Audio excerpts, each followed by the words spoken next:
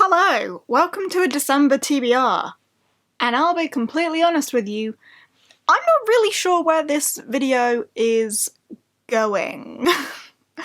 I am not in the reading mood to set a TBR.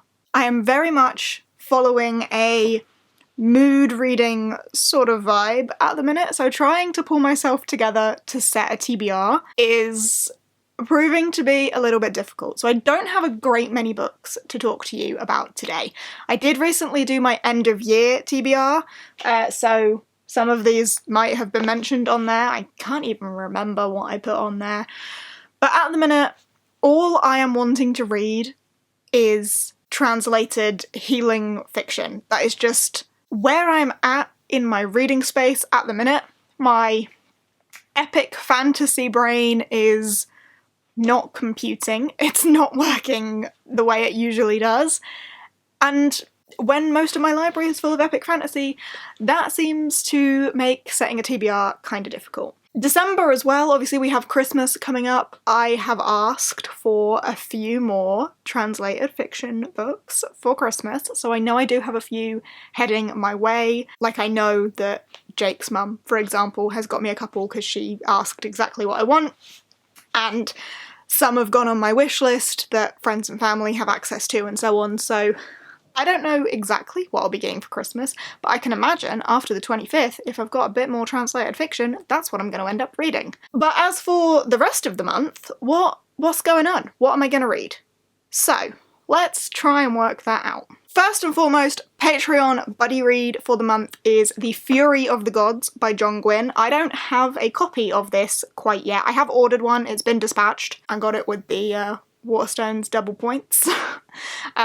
So the third and final book in the Bloodsworn saga. At the point of filming this, I haven't yet finished The Hunger of the Gods, but I hope to pretty soon. I'm really enjoying this series. It is epic fantasy, even though I've just been saying it's not what I'm in the mood for. I think because Shadow of the Gods really got me. Like, the first half of that book, it was slow to get into, but then it's got me with the betrayals and the political plots, and then the fantastical element of the gods and the waking of the gods and so on. Like, I'm enjoying that. I'm having a good time with that. Having a good time with the second book. Hope to continue having a good time with the third book, and that will conclude my Patreon buddy reads for the year. And we've tackled a few good ones. A lot of the ones we've done have been rereads. This one hasn't been a reread for me. Next up is an embarrassment to me, but The Grace of Kings is still here. It's still here and it's still unread. My whole November goal to work on completing my priority TBR list didn't work. I tried. I really tried. I got how far did I get through this? Over 100 pages into this, and I just wasn't having a great time. And I think that's on me, not on the book. So I'm going to get the audiobook for this when it comes out, because it comes out in the UK on the 14th of December. So I'm going to get the audiobook when that comes out, and I'm going to try immersion reading this one in the hopes that it just immerses me a little bit more in the story, makes me enjoy it just that little bit more. Because purely physically reading this, I wasn't getting hooked. And immersion reading is how I take in the most from a story. Don't get me wrong, I love purely audio listening and I love purely physically reading, but when it's a chunker that I want to absolutely absorb myself in, the immersion reading, if you're not familiar with immersion reading, I mention it quite a lot, it's listening to the audiobook and physically reading along at the same time. I just feel like I'm almost double taking it in and it just sinks in and sits with me just that little bit better. So I do love to immersion read, and I think this book could benefit from having me immersion read it. So when the audiobook comes out, 14th of December, I think, I'm going to give this another shot. So it will be finished by the end of the year. It will be. No questions about it. It will be done. And then on a very similar note, I'm embarrassed, I don't even want to talk about this.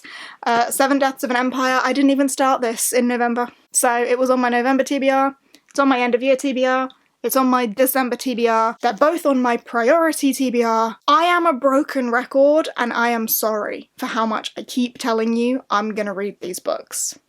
I am going to read these books. It will happen. I've got a fair bit of time off from work in December because I had to use up all my annual leave, so I'm hoping I can pull myself into some proper, like, reading challenge long weekends or something, do, like, 24-hour timers or whatnot, and actually get through some of these beasts. So, I am excited for both of these.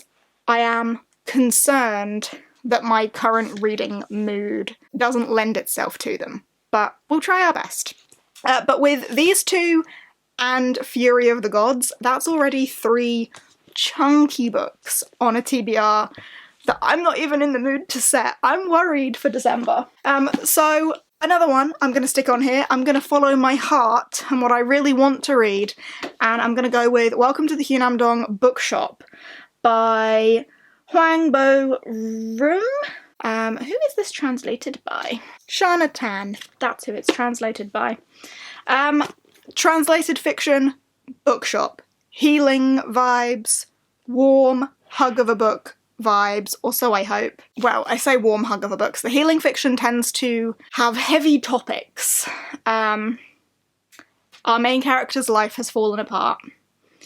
She was supposed to go to university, marry a decent man, get a respectable job, and it all fell apart. She's burned out, she's abandoned her old life, quit her high-flying career, and follows her dream to open a bookshop in a quaint neighbourhood. Okay, and then it's customers from the bookshop, and the Hunamdong Bookshop becomes the place where they all learn how to truly live. Full embodiment of the healing fiction that I've been in the mood to read, and I am excited about this one. I'll probably read this one first because it's the one I'm most excited for. And another healing fic that I want to get to is The Full Moon Coffee Shop by Mei Mochizuki, translated by, Jessie Kirkwood. I feel like I've read a fair bit translated by Jessie Kirkwood. I've come to recognise that name. This one just looks absolutely adorable, and it's another coffee shop fiction. Your destiny is no matter of chance. Under a glittering full moon, a Kyoto coffee shop with no fixed location or opening hours appears only where and when it's needed. Serving fragrant teas and the finest coffees and delicious desserts, it's entirely run by talking cats. The coffee shop attracts customers who have lost their way in life, down on their luck screenwriter, lovesick TV director, misunderstood stylist, failed video game developer. As each of them uncovers their purpose, their paths all become somehow intertwined. Heartwarming and magical. Reminds you that it's never too late to discover your purpose. You see the vibe? This is the vibe. This is what I want to read more of. I'm so excited about both of these. So excited. And I know that for Christmas, Jake's mum, I mentioned she got me a couple that I am expecting. One of those is The Marigold Mind Laundry, which is about a laundrette. Again, healing fiction. You get the vibe. And another one that she got me is The Return to the Dalagat Dream Department Store. I read The Dalagat Dream Department Store way back earlier this year and really enjoyed it, so I'm looking forward to returning to that world. That dreamy, colourful world. So those two may end up being read in December as well. Another one that I want to mention that I will probably try and get to is The Christmas Tree Farm? Is that what it's called? The third book in the Dream Harbour series, the romance books that is the Pumpkin Spice Cafe, Cinnamon Bun Bookstore, and Christmas Tree Farm? I don't know what that's called, but there will be a picture of it. I'm not expecting great things from this. The first book was okay, the second book was slightly less okay.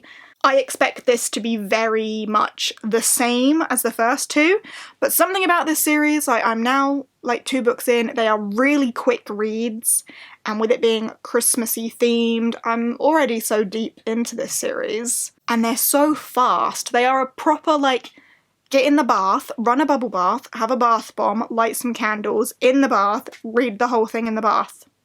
That's what I did with Cinnamon Bun Bookstore. It was a good time, even if the book itself wasn't great. And the Christmas tree one, I think, follows a new person to the Dream Harbour town, as they all do. But she's a proper Grinch, yet she's just bought a Christmas tree farm. And I think she initially, like, doesn't plan on reopening it as a Christmas tree farm. And it's probably going to be, like, proper cheesy Hallmark movie Christmas, finding the joy and falling in love sort of vibes. But yeah, not expecting great things, but just expecting a nice bath with a quick book. So that's what I'll be doing for that one. And really that's all I have for you in terms of a December TBR. There were obviously some other things that were on my end of year TBR that I haven't mentioned here, like I think I mentioned Starling House. I still would like to get to that, but I'm not going to put too much pressure on putting it on a TBR. Impossible Creatures, a middle grade one that I haven't yet got to. Will I, won't I don't know. But we will see. Yeah, I'm kind of just in this mood ready but also cozy healing fiction sort of road at the minute. Like, my latest November read has been The Teller of Small Fortunes, which was not on any sort of TBR, but just kind of jumped out at me, and I've ended up having a really good time with that. And I kind of just want to let myself do that, especially in December. Like, as I say, I've got a decent amount of time off work because of using up my annual leave, so having some, like, cozy weekends and just following my heart and reading what I want to read and what I'm in the mood for, and enjoying the festive period and not putting too much pressure on, I think is what December is calling for. Even though I do have 3 chunky fantasies that I have to get through. I'm just going to talk myself in circles, so I'm going to stop talking. Thanks for listening to me ramble about my December reading plans for all of, like, the 5 minutes we've been here. Hope you've enjoyed. Let me know down below what you are planning on finishing out your reading year with. You're going to go out with a bang with some of your must-reads for 2024, or are you just going to follow the festive spirit and read wherever your heart takes you? Let me know. But yeah, thanks for hanging out for a little bit, and I will see you in whatever comes next. Bye!